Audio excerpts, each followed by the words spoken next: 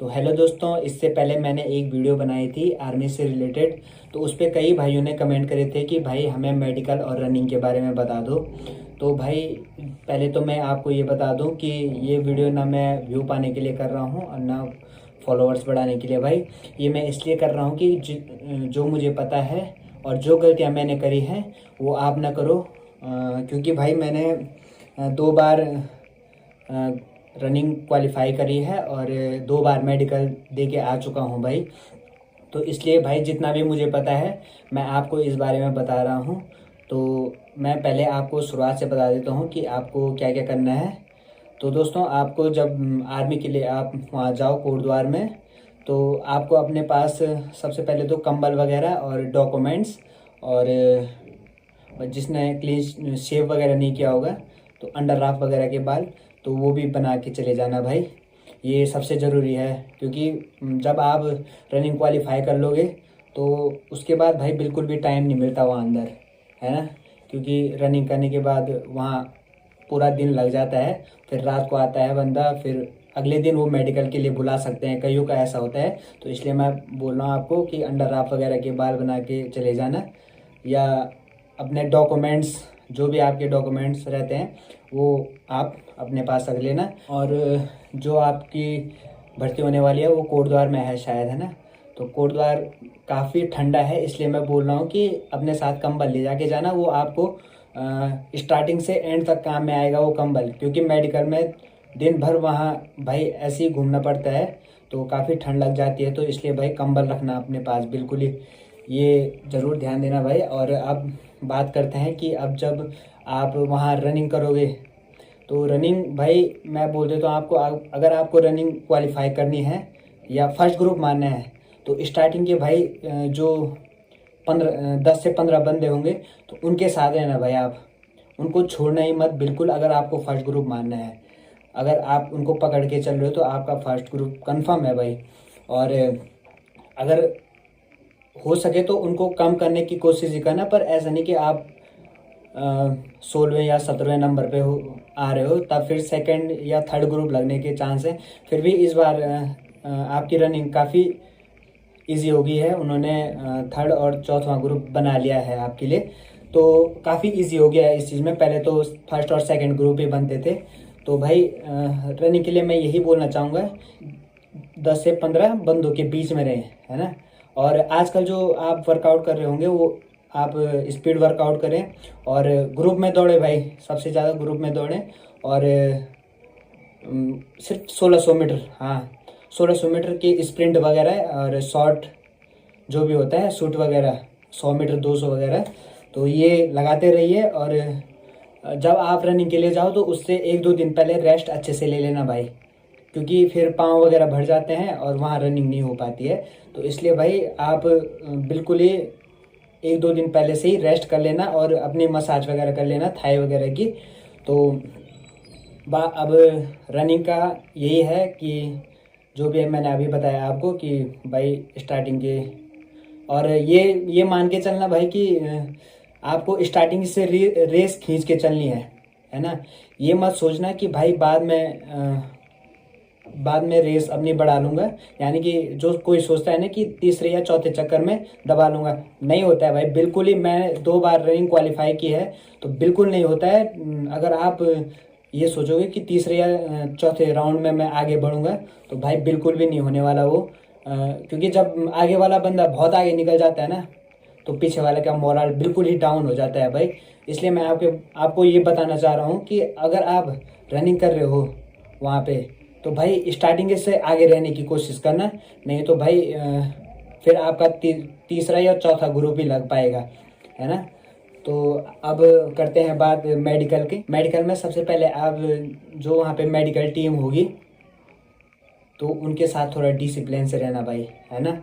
Discipline से रहना, तो भाई होता क्या है कि अगर उनके साथ डिसिप्लिन से रहोगे तो वो अच्छे खासे बंदे ले लेते हैं। क्योंकि भाई उससे पहले भी वो कई बंदों को, मतलब आप ही के जैसे कई बंदों को देख के थोड़ा मतलब परेशान हो जाते हैं कि बहुत इतने सारे बंदों को हैंडल करना ईजी नहीं होता है भाई। तो वो परेशान हुए रहते हैं, तो इसलिए वो भाई कि भाई कहीं को तो ऐसे ही अनफिट कर देते हैं, उनको बस मौका चाहिए होता है अनफिट करने का।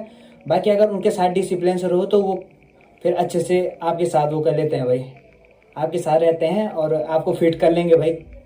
50% चांस रहता है कि भाई अगर आप अपना डिसिप्लिन अच्छे से दिखाते हो तो भाई आप कंफर्म ही अ, वो फिट कर लेते हैं, है ना।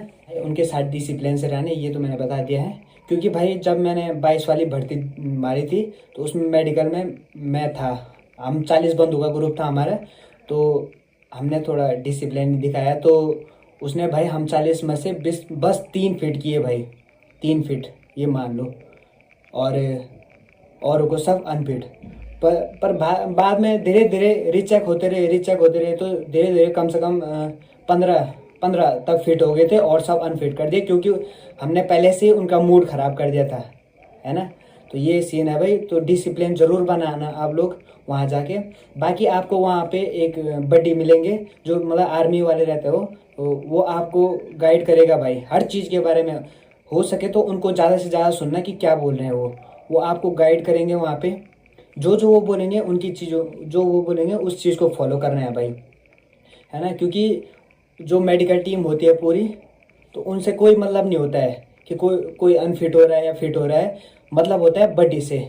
बडी चाहता है कि भाई मेरे मेरे जो बैच है, जो 40 बंदों का बैच है, तो वो भाई उनमें से ज़्यादा बंदे फिट हो।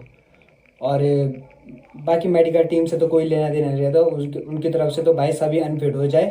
तो वो भले वो चाहते नहीं होंगे ऐसा, पर उनका मूड खराब हुआ रहता है तो फिर वो करते ही हैं ऐसा। तो इसलिए बोल रहा हूँ डिसिप्लिन बना के रखना। फिर बडी के साथ अच्छे से बना के रखना, बोले तो बडी को थोड़ा डिसिप्लिन दिखाना अपने कि हम भी एक अच्छे घर से हैं भाई, है ना। और बाकी मेडिकल मैं बता दूँ आपको कि अगर आप मेडिकल दे रहे हो वहाँ पे, आपको कहीं पे लगता है कि भाई मेरा वीक पॉइंट है, तो भाई वहाँ पे बिल्कुल भी हरकत मत करना। अगर वो चीज़ चेक हो रही है ना, हरकत मत करना। क्योंकि अगर उन्होंने एक बार पकड़ लिया ना कि ये बंदा इस चीज़ पे हरकत कर रहा है, यानी कि जैसे अभी एक बंदे की फ़ोटो आई थी मेरे पास, तो उसके हाथ पे यहाँ पे चीरे लगे हुए थे, यानी कि कटा होगा कभी।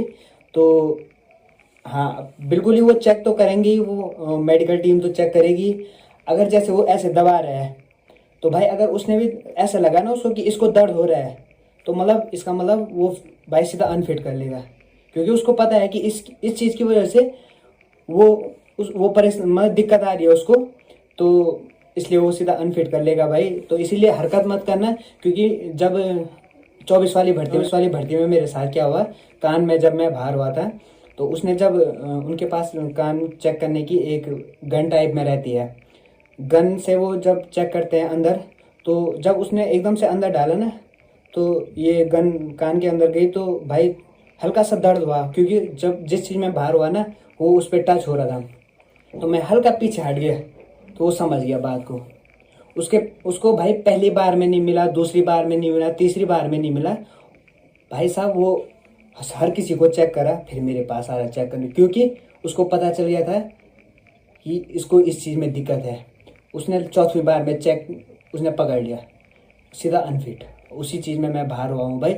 इसलिए मैं बता रहा हूँ आपको कि अगर आपको किसी चीज़ में लगता है कि भाई कि मेरा वीक पॉइंट है ये, तो उसमें बिल्कुल भी हरकत मत करना भाई।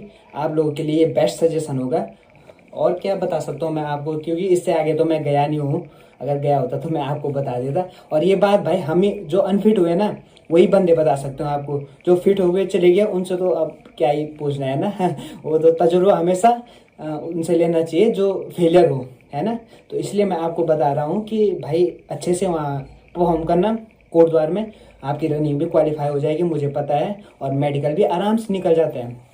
अगर आपने एक बार रनिंग क्वालिफाई कर ली ना भाई, तो भाई 70% चांस हो जाते हैं आपके निकलने के अंदर, और 30% चांस रहते हैं कि बंदा किसी में रह जाता है। बाकी अगर वहाँ कभी अनफिट हो भी जाता है ना किसी टाइम, तो उसमें रिचेक होता है, जो कि लास्ट में कर्नल साहब रहते हैं, वो उन चीज़ों को रिचेक करते हैं भाई कि जिसमें उसको पॉइंट मिला होगा। तो 50% चांस वहाँ पे भी रहते हैं कि आप फिर से फिट हो जाओ। बाकी अगर वहाँ पे भी फिट नहीं होते हो, तो आपको देहरादून जाना पड़ता है एमएच में, और वहाँ पे फिर रिचेक करवाना होता है। कई बंदे होते हैं कि एमएच में भी फिट हो जाते हैं भाई, होते हैं भाई 70% बंदे होते हैं कि एमएच में फिट हो जाते हैं। 30% बंदे होते हैं हमारे जैसे कि नहीं हो पाते हैं। क्योंकि वो थोड़ा ज़्यादा प्रॉब्लम थी कान में मेरा, थोड़ा कैल्शियम टाइप में था वो अंदर जमा हुआ। पर भाई किस्मत भी थी, क्योंकि 22 वाली टाइम पे तो वो दिखा नहीं भाई, क्योंकि उस टाइम पे भी तो कान चेक हुए होंगे। उस टाइम पे मैं रिटर्न में बाहर हुआ 22 में, जब फर्स्ट अग्निवीर थी उस टाइम पे मैं रिटर्न में बाहर हुआ। तो और 23 में मैंने पेपर ही क्वालिफाई नहीं कर पाया, और 24 में मैंने पेपर क्वालिफाई किया तो मेडिकल में रह गया, क्योंकि किस्मत में नहीं था, है ना।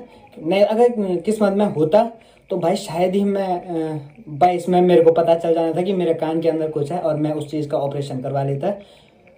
तो उन्होंने उसके बाद टाइम नहीं दिया मेरे को ऑपरेशन करवाने की, क्योंकि ऑपरेशन करवाने के बाद कम से कम 1 साल तक का टाइम मांगते हैं वो, है ना। ऑपरेशन आता है सर्जन में, तो सर्जन वालों के लिए अगर किसी का ऑपरेशन की प्रॉब्लम है, किसी का ऑपरेशन हुआ है, तो भाई अगर 1 साल हो गया पूरा, वो उस चीज़ को चेक भी करेंगे। अगर 1 साल हो गया तो मतलब वो अंदर कर लेते हैं। अगर 1 साल से कम है तो भाई वो 70% चांस है कि वो बाहर निकलेगा, सीधा, है ना। तो सर्जन का हो गया। कई बंदों को पता नहीं रहता और कि हमारा किस चीज़ में है। जब आदमी एमएच चाहता है ना देहरादून में, तो जैसे मेरे को भी पता नहीं था कि मेरा पॉइंट किस चीज़ में है। जैसे मैं 22 वाली टाइम पे गया था तो मेरा फ्लैट फुट का मुझे पता नहीं था, और जब वहाँ जाके मुझे पता चला कि फ्लैट फुट तो ऑर्थो में आता है ना। तो इस चीज़ के बारे में पता नहीं होता है कई बंदों को, तो उस चीज़ के बारे में मैं बता देता हूँ आपको कि अगर एमएच जाने की ज़रूरत पहले तो पड़े ना भाई, अगर भगवान करे कि आप हो जाए बढ़ती है ना, पर अगर आपको ज़रूरत पड़ती है कि एमएच जाने की, तो वो आपका मैं बता दूं, जो आँख कान और नाक वगैरह की प्रॉब्लम्स होती हैं तो वो ईएनटी में आती है ना। और जो अंदर जबड़े की प्रॉब्लम होती है वो डेंटल में आती है। और अगर आपके ऑपरेशन की प्रॉब्लम है तो वो सर्जन में आती है। और अगर आपको हड्डियों की प्रॉब्लम है तो ऑर्थो में आती है। हमारा फ्लैट फुट भी जो था वो ऑर्थो में आता है ना, ऑर्थो में आता है। और फिर अगर एमएच में वो बताते हैं कि आज ऑर्थो वालों का होगा, आज सर्जन वालों का होगा, आज ईएनटी वालों का होगा, ऐसा बताते हो। आपको वहाँ जाके सब पता चल जाएगा। बाकी मैंने आपको स्टार्टिंग में सब बता दिया है कि कैसे करके आपको मैनेज करना है वहाँ, कि कंबल ले जाना है, अपनी शेव वगैरह करके रख लेना, जो भी करना है। और भाई रनिंग का ध्यान रखना, रनिंग का आगे के 10 से 15 बंदों के बीच में, है ना। बाकी ये मेरे गांव के भी 1-2 बंदे हैं, वो भी मेरे से पूछ रहे थे कि क्या क्या करना है, तो ये वीडियो उनके लिए भी है भाई। मैं उनको भेज दूंगा, चाहे जहाँ भी डालूंगा, चाहे यूट्यूब पे डालूंगा या इंस्टाग्राम पे पोस्ट करूँगा। और चीज़ तो मैंने बता दिया, क्या बताना था। मेडिकल का हो गया, रिटर्न में तो आपने करा ही होगा। बाकी अगर आपको रिटर्न की जो वो है ना, अगर आपको पता करना है कि रिटर्न में कितना नंबर आ रखे हैं, तो उसके लिए आप आरटीआर लगा सकते हो। तो उसमें पता चल जाता है कि कितने नंबर मैंने लगाया था। मेरे लगभग 70 नंबर आए थे 24 वाली भर्ती में, है ना। और बाकी मैं इससे ज़्यादा जानकारी क्या दे सकता हूँ, क्योंकि भाई मुझे इस चीज़ के बारे में ज़्यादा बात करना, मैं आपके लिए बना रहा हूँ भाई ये वीडियो, है ना। मुझे इस चीज़ के बारे में बिल्कुल भी बात करना अच्छा नहीं लगता है, क्योंकि मैं एक बार बाहर हो चुका हूँ तो थोड़ा डीमोटिवेट सा हो गया हूँ। और जहाँ पे 4 लोग कहीं पे इस आर्मी वगैरह की बात करते रहते हैं तो मैं साइड हो जाता हूँ, क्योंकि भाई थोड़ा आपको पता ही है, जब दिल टूट जाता है किसी चीज़ से तो भाई उस चीज़ के बारे में सुनने का बिल्कुल मन नहीं करता है ना। तो भाई यही बात है जो मैंने आपको बताया, और ये भाई आपके डेफिनेटली काम आने वाले हैं उस चीज़ में, तो ध्यान रखना मेरी बात का। और आप सभी को, ARO लैंसडाउन वालों को, जो भी कोटद्वार में भर्ती देने जा रहे हैं, चाहे वो कहीं से भी है, रुद्रप्रयाग, पौड़ी, चमोली, उत्तरकाशी से या हरिद्वार, देहरादून से, सभी को बेस्ट ऑफ लक। और एक बंदा और है जो देहरादून साइड का है, वो विकास नगर साइड का है ना। वो भी मतलब अच्छी सूचना देता है, मतलब अपने उस वीडियो वगैरह में, तो उसको भी देखा करो। वो भी अच्छी बातें बताता है आपको, अच्छा जो भी बताना होता है आपको अच्छी बातें बताते हैं। और बाकी आप सभी को बेस्ट ऑफ लक। और ये मत सोचना भाई कि ये बंदा व्यू वगैरह के लिए कर रहा है, ना फॉलोवर के लिए कर रहा है। ऐसा कुछ वो नहीं है कि भाई मैं अपने सब्सक्राइबर बढ़ा रहा हूँ या फॉलोवर बढ़ा रहा हूँ, ना लाइक के लिए मैं कर रहा हूँ। मैं कर रहा हूँ ये आपके लिए, कि आपको पता चल पाए कि वहाँ अंदर क्या होता है ना। तो बेस्ट ऑफ लक, अपना ध्यान रखना, वहाँ अच्छे से परफॉर्म करना, और इस बार भर्ती होके आना, ज़रूर फौजी बनोगे भाई आप लोग।